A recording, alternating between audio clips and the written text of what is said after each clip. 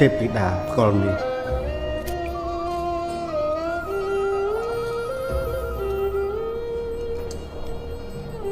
ផ្កាផ្គាល់ឆ្លងសពូនអស់ហើយហេតុអ្វីទេពធីតាមិនសោយទឹកពេលនេះសត្វលោកក៏ត្រូវការទឹកដូចគ្នា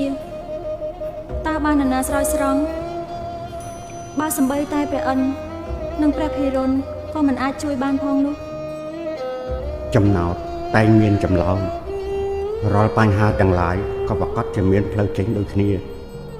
តើព្រះធីតាធ្លាប់ឮទេថាមានត្បូងទឹកមួយដែលអាចបញ្ជាឲ្យធ្លាក់ទឹកភ្លៀងបាន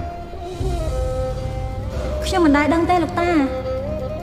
តើត្បូងទឹកបែបនោះពិតជាមានមែនទេលោកតាខ្ញុំត្រូវការជួយមនុស្សលោកនៅពេលនេះ